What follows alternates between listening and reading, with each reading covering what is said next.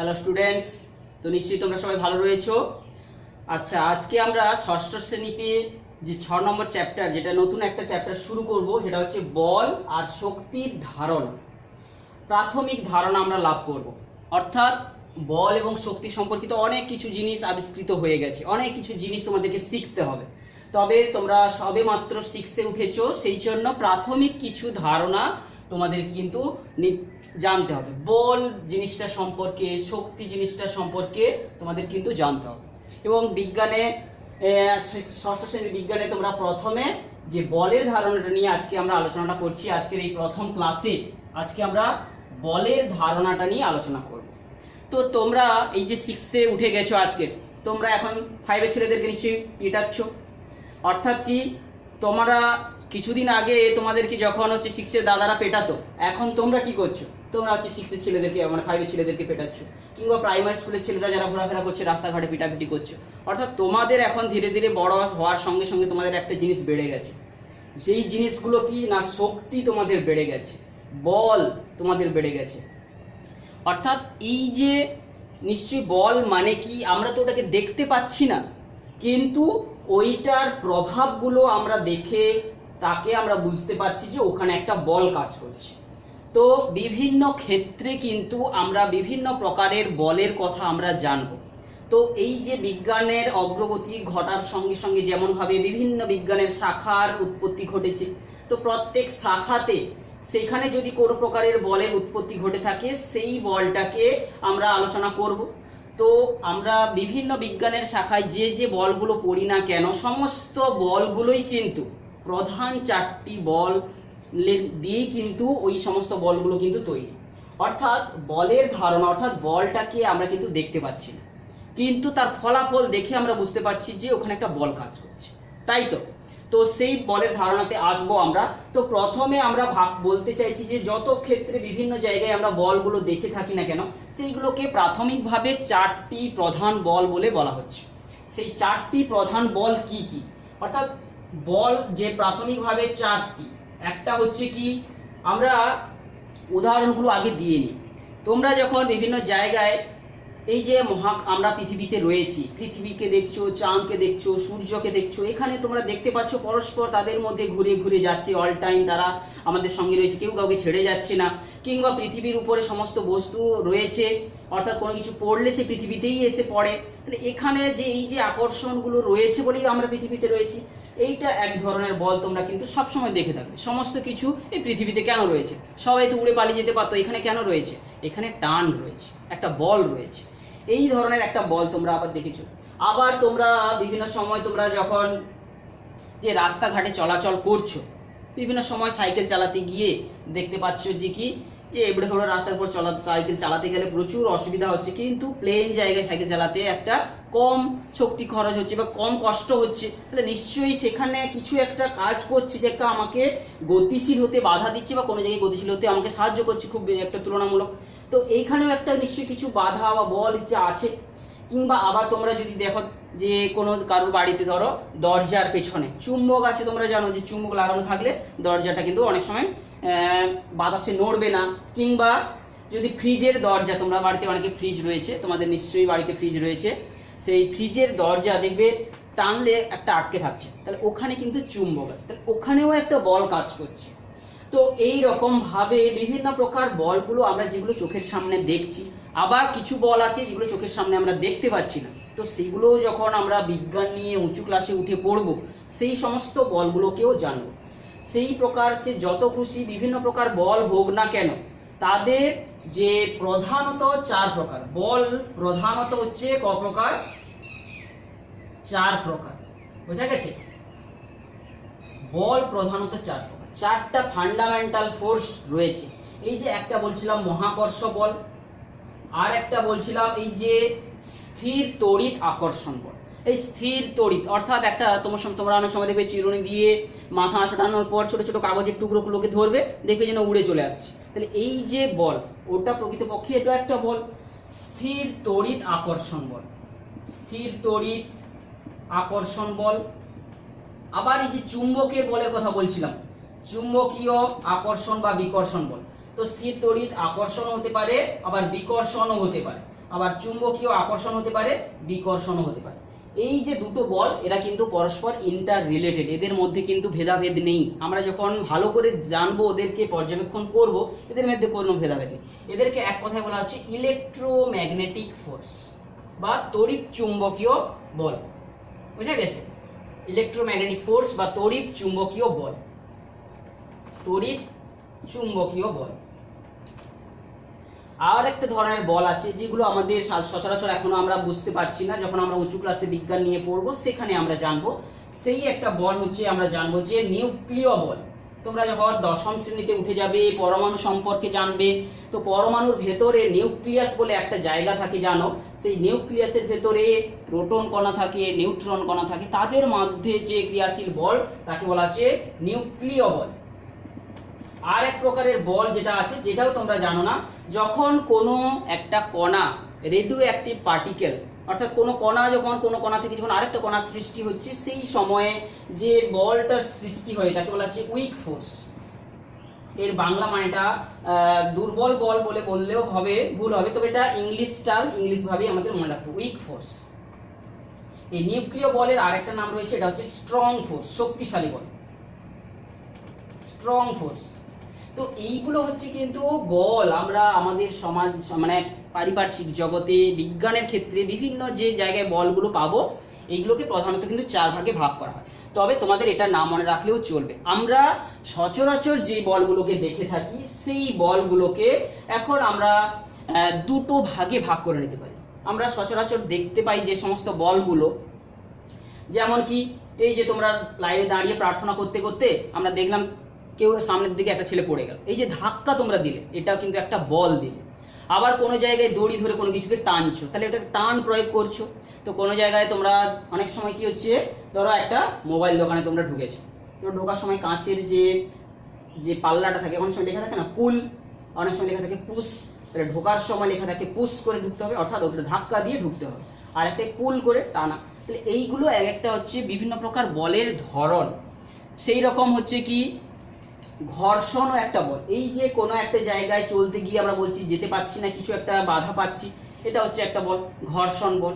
তো এই রকম বিভিন্ন প্রকার বলগুলো, আবার এই যে চুম্বক নিয়ে করতে গিয়ে দেখতে পাচ্ছি, তাহলে এই বলগুলো কিভাবে ক্রিয়া করছে, অর্থাৎ বলগুলো কিভাবে তাদের মধ্যে সম্পর্ক, বলগুলোর পারস্পরিক সম্পর্কের উপর ভিত্তি করে,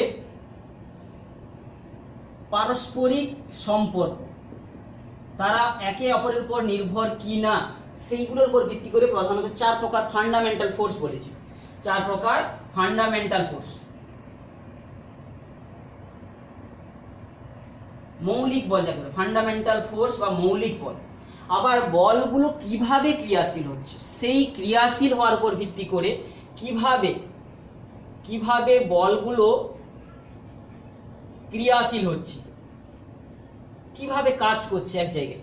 আমরা তো বলটাকে দেখতে পাচ্ছি না, বলের ফলাফলটাকে দেখতে পাচ্ছি। সেই ফলগুলোকে আমরা যখন পর্যালোচনা করছি, তখন সেই ফলটা পর্যালোচনা করতে গিয়ে যদি দেখি বলটা সরাসরি সেখানে সংস্পর্শ হয়েছে, হতেই কাজটা হয়েছে, সেই বলগুলোকে বলবো স্পর্শযুক্ত বল, স্পর্শযুক্ত বল। আর যেগুলো কোনো স্পর্শ হচ্ছে না, দূর থেকে কাজ হয়ে যাচ্ছে, যেমন কি একটা চুম্বককে এনেছি, আনতে লোহার টুকরোগুলো দূর থেকে ছুটে চলে আসছে, তাহলে তার সঙ্গে তো লোহাটাকে টাচ করানো হয়নি, সংস্পর্শ করানো হয়নি, তবুও হয়ে যাচ্ছে, তাহলে সেইটাকে বলা হচ্ছে স্পর্শহীন বল, স্পর্শহীন বল। তাহলে বলগুলো কিভাবে ক্রিয়াশীল হচ্ছে তার উপর ভিত্তি করে আবার আমরা দুটো ভাগে ভাগ করে ফেলতে পারি। তো আমরা ষষ্ঠ শ্রেণীর উপযোগী করে বলের আলোচনাটা করতে গিয়ে এই দুটো ধারণাটা তোমরা যতটা মনে পারো বোঝার চেষ্টা করবে। আমরা এবারে চলে আসছি বল জিনিসটাকে আমরা তো দেখতে পাচ্ছি না, কিন্তু বলের ফলাফলগুলোকে দেখছি। সেই বল কি কি ঘটাতে পারে, বা সেই বলটাকে আমরা পরিমাপ করব কি করে। তাহলে বলটাকে আমরা কি কি ঘটনা ঘটাচ্ছি তার উপর ভিত্তি করে আমরা কিন্তু বলটার পরিমাপ করব এবং বলটার যে অস্তিত্ব আমরা আছে কিনা জানতে চেষ্টা করব। তো এই বল প্রযুক্ত হওয়া না হওয়ার উপর ভিত্তি করে আমরা কতগুলো বিষয় আমরা যদি বুঝি, যে স্থির বস্তু, একটা জিনিস প্রথমে চলে আসছে, স্থির বস্তু এদের সঙ্গে বলের কি সম্পর্ক, গতিশীল বস্তু এর সঙ্গে বলের কি সম্পর্ক। একটা বস্তু স্থির বস্তু কাকে বলবো, যে বস্তুটা সময় চলে যাচ্ছে কিন্তু সেখানে সেই অবস্থানে সেইখানেই পড়ে রয়েছে, অর্থাৎ সময়ের সঙ্গে সঙ্গে যদি কোনো বস্তুর অবস্থানটা পরিবর্তন না হয় তবে সেটাকে আমরা বলবো স্থির বস্তু। আর যদি কোনো বস্তুটার অবস্থান সময়ের সঙ্গে সঙ্গে পরিবর্তিত হয়ে যায় তাহলে সেই বস্তুটাকে বলবো গতিশীল বস্তু। সময়ের সঙ্গে সঙ্গে বিভিন্ন বস্তুগুলোর যদি গতিশীল হয়, তো কোনো বস্তু কিন্তু এমনিতে গতি হচ্ছে না, ওর উপর কোনো না কোনো কিছু বল প্রযুক্ত হচ্ছে। বল প্রযুক্ত হচ্ছে কিংবা বলটা যেমনভাবে কোনো একটা গাড়ি ধরো চলছে, তাহলে গাড়িতে কিন্তু বল প্রযুক্ত করতে হচ্ছে, গাড়িটা তবেই চলছে। মানুষ ধরো আমরা হাঁটাচলা করছি, তাহলে আমরা যে হাঁটছি তাহলে হাঁটাচলা করার পেছনে আমাদেরকে বল প্রয়োগ করতে হচ্ছে, তবেই আমরা হাঁটাচলা করতে পারছি। আবার কোনো যখন বস্তু স্থির হয়ে পড়ে আছে তাহলে এক্ষেত্রে আমরা বলতে পারি কি এর উপর কোনো বল প্রযুক্ত হয়নি, বল সমান জিরো এর উপর কাজ করছে, কিংবা যে অনেকগুলো বল প্রযুক্ত হয়ে তাদের মিলিত ফলও জিরো হতে পারে। আমি যে এইখানে একটা বস্তু স্থির হয়ে পড়ে আছি, টেবিলের উপর রেখে দিয়েছি, ওটা স্থির হাতের উপর রেখে দিয়েছি, স্থির হয়ে আছে, মানে এই নয় যে এর উপর কোনো বল প্রযুক্ত হচ্ছে না। আমরা তো জানি এখানে স্থির হয়ে আছে মানে এখানে দুটো বল এখানে কাজ করছে, আমরা জানবো। যেমন এই পেনটাকে পৃথিবীও নিচের দিকে টানছিল তাহলে তো পড়ে যেত, কিন্তু যখনই আমি হাতের উপর রাখছি হাতও কি করছে, এই বস্তুটার উপর বল প্রয়োগ করছে, যাকে বলা হয় প্রতিক্রিয়া বল। সেই দুটো বল সমান এবং বিপরীতমুখী হওয়ার জন্য এটা স্থির হয়ে রয়েছে।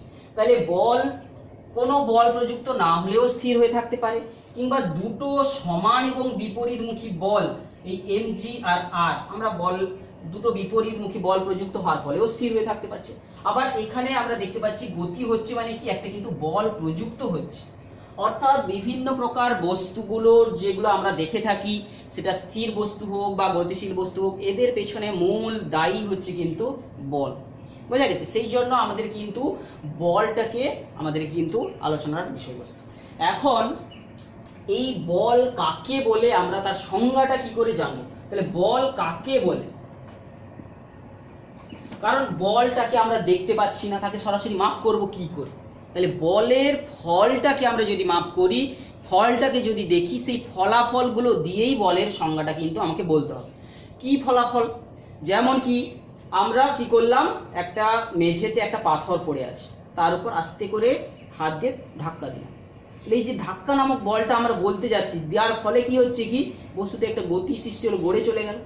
একটু জোরে ধাক্কা দিলাম, বেশি বল প্রয়োগ করলাম, সে বেশি দূর চলে যাবে। আবার কিংবা কোনো একটা পাথর জোরে গড়িয়ে আসছিল, আমি হাত দিয়ে সামনে ঘিরে দিলাম, ধাক্কা খেয়ে ওখানে আটকে থেকে গেল। অর্থাৎ বল হচ্ছে সেই জিনিস যা প্রয়োগ করলে কোনো গতি, স্থির বস্তুতে গতি হয়ে যেতে পারে, কিংবা গতিশীল অবস্থাতে যদি আগে থেকে ছিল তার উপর যদি প্রয়োগ করা হয় সে কী হবে, আরও জোরে গতিশীল হয়ে যাবে, অর্থাৎ ত্বরণ সৃষ্টি হবে, যাকে আমরা পরে বলবো গতির বৃদ্ধিকে বলা হয় ত্বরণ। কিংবা হচ্ছে কোনো একটা জায়গায় গতিশীল বস্তু হঠাৎ করে স্থিরও হয়ে যেতে পারে, কিংবা কোনো গতিশীল বস্তু যাচ্ছিল তার আমি অন্য সাইড থেকে, অন্য দিক থেকে যদি বল প্রয়োগ করা হবে তার অভিমুখ চেঞ্জ হয়ে যাবে, বস্তুটার গতির অভিমুখ পরিবর্তন হয়ে যাবে। তো এইটা আমরা সচরাচর বলেই কিন্তু বলের সংজ্ঞাটা আমরা নির্ণয় করছি। তো আমরা যে প্রথমে যে বলের বিভিন্ন ভাগগুলো বলেছিলাম সেই প্রকার বল সম্পর্কে আলাদা আলাদাভাবে জানা যাবে। তবু বল বিষয়টাকে আমরা এইগুলো তথ্যের উপর ভিত্তি করে বলবো। বল বিষয়টা কি? তাহলে যা প্রযুক্ত হলে কোনো গতিশীল বস্তু স্থির হয়ে যেতে পারে, স্থির বস্তু গতিশীল হয়ে যেতে পারে, কিংবা কোনো গতিশীল বস্তুর দিক পরিবর্তন হয়ে যেতে পারে, এই সমস্ত, বা কোনো বস্তুর আকার আকৃতিও পরিবর্তন হয়ে যেতে পারে। যেমন কি কোনো একটা স্প্রিংকে নিয়ে আমি কি করছি, টানছি, তাহলে ওর লম্বা আকার পরিবর্তন হয়ে যাবে, স্প্রিংটা কি হয়ে যাবে, ফাঁকা ফাঁকা হয়ে যাবে। কিংবা চাপ দিচ্ছি, এইদিকে বল না প্রয়োগ করে আমি যদি এই দিকে প্রয়োগ করি তাহলে স্প্রিংটা সংকুচিত হয়ে যাবে, এইদিকে বল প্রয়োগ করলে তাহলে আকার আকৃতিরও পরিবর্তন ঘটে দেয়, তাকেই বলা হবে বল। তাহলে যা প্রয়োগ করলে স্থির বস্তুতে গতি সৃষ্টি হবে, গতিশীল বস্তু স্থির হয়ে যেতে পারে, গতিশীল বস্তুর দিকও পরিবর্তন ঘটে যেতে পারে, কিংবা কোনো বস্তুর আকার আকৃতির পরিবর্তনও ঘটে যেতে পারে, তাকেই বলা হচ্ছে বল। অর্থাৎ যা প্রয়োগ করলে এই ঘটনাগুলো ঘটবে তাকেই বলা হচ্ছে বল। তো এখন বল বিষয়টা আমরা জেনে নেওয়ার পরে একে আমরা পরিমাপ করব কি করে? আমাদেরকে যেমন ভাবে এর আগের অধ্যায়ে আমরা বিভিন্ন ভৌত রাশি পরিমাপ করছিলাম, বলও একটা ভৌত রাশি, একে পরিমাপ করা যাবে। একে সরাসরি পরিমাপ করা না গেলেও পরোক্ষভাবে এর ফলাফলটাকে পরিমাপ করা যায়। তো সেই বলের এককগুলো কি কি? বলের একক, এই বলের একক আমরা জানি পরিমাপের পদ্ধতিগুলো দুটো পদ্ধতি রয়েছে, সিজিএস পদ্ধতি, এসআই পদ্ধতি। সিজিএস পদ্ধতিতে বলের একক আমরা বলবো ডাইন, আর এসআই পদ্ধতিতে বলের একক বলবো নিউটন। এই সংজ্ঞাগুলো কিভাবে এসেছে? আমরা যখন কোনো একটা বস্তুতে যে ধাক্কা দিচ্ছিলাম, ধরো ফুটবল একটা রেখে আমি পা দিয়ে লাথি মারলাম, তাহলে ফুটবলটা কি হবে? গড়িয়ে চলে যাবে। আবার জোরে ধাক্কা দিলাম, ফুটবলটাকে নিয়ে আমি জোরে ধাক্কা দিলাম, এই যে বলটা দিচ্ছি, যে বলটাকে আমরা এফ বলে বলছি ফোর্স, এই বলটার মান কম থাকলে কম দূর যাবে, জোরে দিলাম তাহলে অনেক দূর চলে আসে। তাহলে ফুটবলটা, তো ফুটবল কিন্তু বড় হয়ে যাবে না, ফুটবলটা ছোট থাকবে, ফুটবল যেরকম আকৃতি সেরকম আকৃতি থাকবে। তো আঘাত করার সময় বলের আকৃতি হয়তো একটু চেঞ্জ হতে পারে, কিন্তু পরে আবার ঠিক যেই কে সেই থাকবে। তাহলে এই যে বেশি পরিমাণ বল দিলে বেশি দূর চলে যাচ্ছে, কম পরিমাণ বল প্রয়োগ করলে কম দূর যাচ্ছে, তাহলে সেই ধারণা থেকে বলের পরিমাপকারী সংজ্ঞাগুলো এসেছে। তাহলে ডাইন কাকে বলবো না? আমরা যখন বিজ্ঞানী নিউটন এই সমস্ত বল পরিমাপকারী সূত্র তিনি দিয়েছিলেন, তার দেওয়া সূত্র থেকে কিন্তু এগুলোর সংজ্ঞা আমরা জানি। এক ডাইন বল বলতে কত পরিমাণ বল বলবো না? যদি আমরা 1 গ্রাম ভরের একটা বস্তুকে নিয়ে, 1 গ্রাম ভরের বস্তুকে নিয়ে তারপর যে বলটা প্রয়োগ করলে তাতে 1 সেন্টিমিটার পার সেকেন্ড স্কোয়ার ত্বরণ সৃষ্টি হয়ে যাবে, অ্যাক্সিলারেশন সৃষ্টি হয়ে যাবে, সেই যে বলটা দিয়েছিলাম তাকে বলা হচ্ছে এক ডাইন। অর্থাৎ কি, 1 গ্রাম ভরের একটা বস্তু নিলাম, তাতে এমন যে বলটা প্রয়োগ করলে তাতে 1 সেন্টিমিটার পার সেকেন্ড স্কোয়ার ত্বরণ সৃষ্টি হবে, তাকে বলা হবে এক ডাইন। ঠিক একই রকম ভাবে 1 নিউটন কাকে বলা হচ্ছে? কোনো একটা বস্তু যদি 1 কেজি ভরের একটা বস্তু নিয়ে থাকে, তাতে যে বলটা প্রয়োগ করলে তাতে 1 মিটার পার সেকেন্ড স্কোয়ার ত্বরণ সৃষ্টি হবে। তো এই ত্বরণ বিষয়টা কি, যাকে আমরা অ্যাক্সিলারেশন এ দিয়ে বলছি, ত্বরণ বলে বলছি, সেইটা সম্পর্কে আমরা জানবো, ভৌত বিষয় সম্পর্কে যখন উঁচু ক্লাসে উঠবো জানবো। ত্বরণ মানে কি? এই যে বেগের বাড়ছে, বেগ বৃদ্ধির হারকে ত্বরণ বলা হচ্ছে। তো আমরা যখন সাইকেল চালাচ্ছি, দেখছি পিছনে বন্ধু আমাকে হারিয়ে দিয়ে যাচ্ছে, তখন কি করি? পা দিয়ে জোরে জোরে বল প্রয়োগ করি প্যাডেলের উপর, করলে আমাদের সাইকেল গতি আরো বাড়তে থাকে। এই যে গতির বৃদ্ধির যে হারটাকে, এইটাকেই বলা হচ্ছে ত্বরণ। তাহলে কোনো বস্তুতে যে বল প্রয়োগ করলে, 1 কেজি ভরের কোনো বস্তুতে যে পরিমাণ বল প্রয়োগ করলে, তাহলে এইটাকে বলা হচ্ছে 1 নিউটন, আর এটাকে বলা হচ্ছে এক ডাইন বল। তাহলে এইরকম ভাবে নিউটন এবং ডাইনের সংজ্ঞাগুলো এইগুলো কিন্তু এসেছে। তো বিভিন্ন প্রকার বল তোমরা যখন জানলে, এদের মধ্যে যে বিভিন্ন প্রকার বলের মধ্যে আমরা যেগুলো বললাম, বিশেষ করে আমাদের পরিচিত বিশেষ করে বলগুলো হচ্ছে কিনা টান আর ধাক্কা। এই দুটো বলকে আমরা সচরাচর বেশিরভাগ ক্ষেত্রে আমাদের পারিপার্শ্বিক ব্যক্তিগত জীবনে হোক, সমাজ জীবনে দেখে থাকি, কোনো জায়গায় টানতে হচ্ছে, কোনো জায়গায় ধাক্কা দিতে হচ্ছে, এই দুটো বল। তো এই দুটো বলগুলো তোমরা যাতে করে সহজে বুঝেছো কিনা তার জন্য একটা তোমাদের ছক দেওয়া রয়েছে, সেই ছকটা নিশ্চয়ই কোথায় টানতে হচ্ছে কোথায় ঠেলতে হচ্ছে তোমরা নিশ্চয়ই সেটা বলতে পারবে। টানার সময় কি হচ্ছে কি, কোনো একটা বস্তুর সঙ্গে মধ্য দিয়েই তাকে দড়ি বেঁধে ধরো টানা হতে পারে, ঠেলা ধাক্কার সঙ্গে সরাসরি সম্পর্ক থাকতে পারে, আমাকে বল দিতে হতে পারে। অর্থাৎ এটা তোমরা বাস্তব অভিজ্ঞতা থেকেই লিখবে। তো এই বলের প্রভাবটা যেটা বললাম, বলটা ধারণা দিতে গিয়ে যে ধারণাটা বলেছিলাম যে বলের প্রভাবগুলো কি কি, এই বলের প্রভাবে কি হতে পারে আমরা তো বললাম, যার উপর ভিত্তি করে বলের সংজ্ঞাটা এসেছে। বলের প্রভাব বলে আমরা যেটাকে আরেকবার আলোচনা করছি, বলের প্রভাব অর্থাৎ বলটাকে আমরা দেখতে পাচ্ছি না কিন্তু তার ফলাফলটা আমরা লক্ষ্য করছি। এই যে বললাম স্থির বস্তু কি হয়ে যেতে পারে, গতি হতে পারে। আবার গতি যদি আগে থেকে থাকতো, গতিশীল বস্তু স্থিরও হতে পারে, তারপরে কি গতি বৃদ্ধিও হতে পারে, তার দিকও পরিবর্তন হতে পারে। অর্থাৎ বলের প্রভাবে কোনো স্থির বস্তুতে গতি হয়ে যেতে পারে, কোনো গতিশীল বস্তু যেটা আগে থেকে ছিল সেটা স্থির হয়ে যেতে পারে, কোনো গতি বৃদ্ধি হয়ে যেতে পারে, দিক পরিবর্তন হয়ে যেতে পারে। অর্থাৎ আমরা বলটা কোন দিক থেকে প্রয়োগ করছি ওই গতিশীল বস্তুর উপর, তার উপর ভিত্তি করে এই ঘটনাগুলো ঘটে। তো বল শুধু কিন্তু মান বললে হয় না, বলের একটা দিক কিন্তু সবসময় বলা উচিত। যে এই যে একটা বস্তু গতিতে যাচ্ছিল, যেতে যেতে আমি যদি ওই গতির দিক বরাবর বল প্রয়োগ করি তাহলে আরো বেগ বেড়ে যাবে। উল্টো দিক থেকে বল প্রয়োগ করি তাহলে ও স্থির হয়ে যাবে। যদি সাইড থেকে বল প্রয়োগ করি ওর গতির অভিমুখ পরিবর্তন হয়ে যাবে। তাহলে বল যে শুধু বলছি যে বলের মান বলাটাই কিন্তু উপযুক্ত নয়, বলের দিকও বলতে হবে। কোনো বস্তুর উপর কোন দিক থেকে বল প্রযুক্ত হচ্ছে সেটা কিন্তু আমাদেরকে জানতে হবে। যদি ভিন্ন দিকে বল প্রয়োগ করি তার ফলাফলও ভিন্ন হয় আমরা জানলাম। সেই জন্য বল কিন্তু একটা ভেক্টর রাশি। তাহলে বল একটা বল ভেক্টর রাশি। কেন? যে বলের শুধু মানটা যথেষ্ট নয় বলাটাই, কোনো বলটা কোন দিক থেকে প্রযুক্ত হচ্ছে কোনো বস্তুর উপর সেটাও কিন্তু তার ফলাফলকে পরিবর্তন করে দিতে পারে। সেই জন্য বল একটা হচ্ছে ভেক্টর রাশি।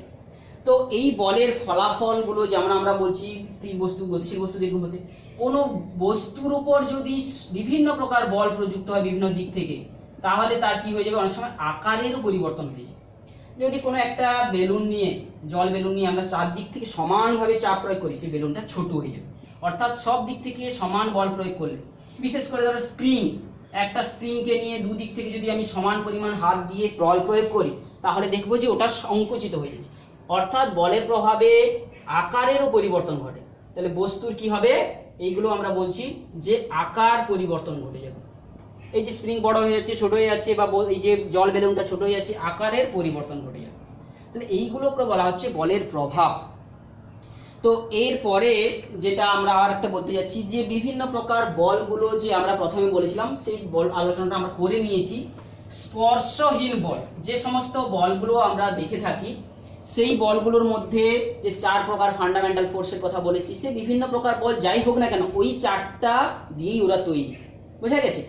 আমরা এই যে স্পর্শহীন বল বলে বলছি, স্পর্শহীন বল অর্থাৎ ওই বলটা প্রযুক্ত হওয়ার সময় সেই বস্তুটার সঙ্গে সরাসরি তার সম্পর্ক ঘটবে না।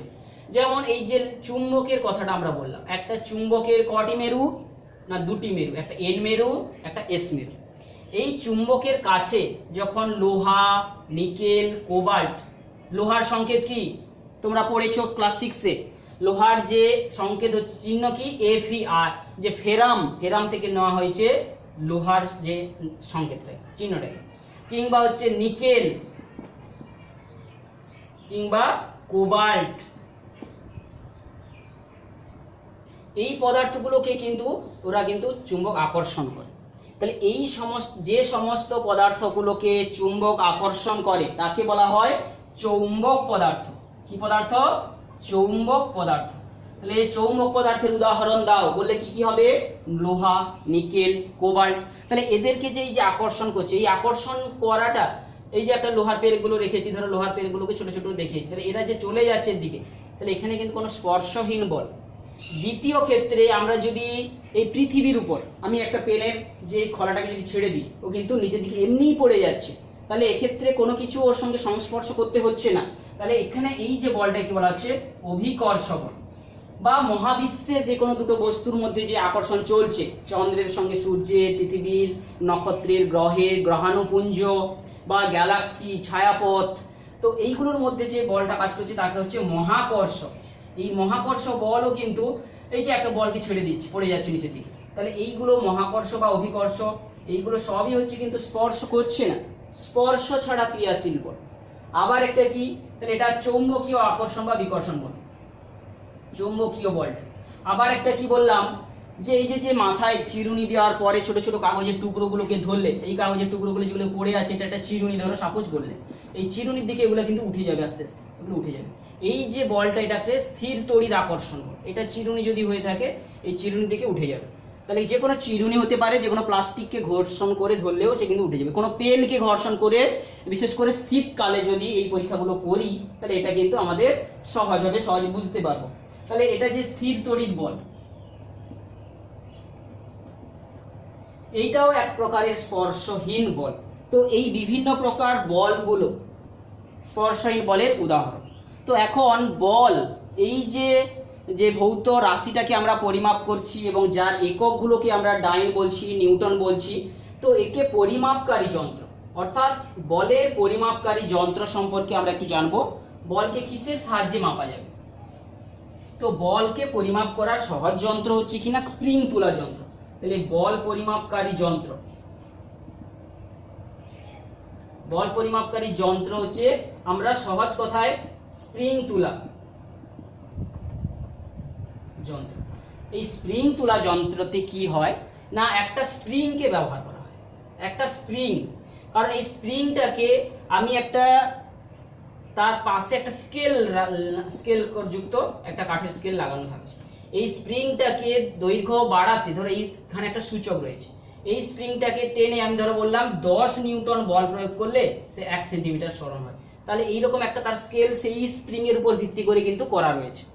তো এবং সেই স্প্রিং এর সাহায্যে কোনো একটা অজানা বস্তুকে ঝুলিয়ে দিলে সে কতটা প্রসারিত হচ্ছে তার থেকে আমরা সেই ঐকিক নিয়মের মধ্য দিয়ে কিন্তু আমরা জানতে পেরে যাব যে ওই বস্তুটার উপর কত ওজন, ওর ওজন কত, কিংবা ওকে পৃথিবী কত বল দিয়ে টানছে, এইটা আমরা মাপ করে ফেলতে পারবো স্প্রিং তুলোর সাহায্যে। তাহলে ওজন প্রকৃতপক্ষে একটা কিন্তু বল। এই ওজন মাপার যন্ত্রের নাম কি? স্প্রিং তুলা যন্ত্র। তো এইভাবে আমরা কতগুলো স্পর্শহীন বল এবং বিভিন্ন প্রকার বল পরিমাপকারী যন্ত্র সম্পর্কে আজকে আমরা আলোচনাটা করলাম। তো তোমরা এই যে প্রথম ক্লাসে যেটা আলোচনাটা করলাম, তোমরা বইটাকে একটু ভালো করে পড়বে। অনেক কিছু জিনিস তোমাদেরকে কিন্তু জানতে হবে। তোমরা সবে 6-এ উঠেছো, এই বিজ্ঞান, এই বিষয়, এই পরিবেশ, এই মহাবিশ্ব সম্পর্কে জানতে গেলে তোমাদেরকে কিন্তু অনেক কিছু পড়তে হবে, দ্রুত পড়ে তোমাদেরকে শিখে নিতে হবে। আর এই সমস্ত বিষয়গুলো তো অনেক বছর আগে আবিষ্কৃত হয়ে গেছে, এখন কি কি আবিষ্কার হচ্ছে সেইগুলো যদি তোমরা জানতে চাও, শিখতে চাও, তোমাকে সেই লেভেলে আগে, সেই উচ্চতায় পর্যন্ত তোমার বুদ্ধিটাকে নিয়ে যেতে হবে, তারপরে তুমি চিন্তা করতে পারবে সেই বিষয়গুলো নিয়ে। তো এইগুলো তোমরা ভালো করে বইটাকে পড়বে। আজকে আমি এইখানে ক্লাসটা শেষ করছি।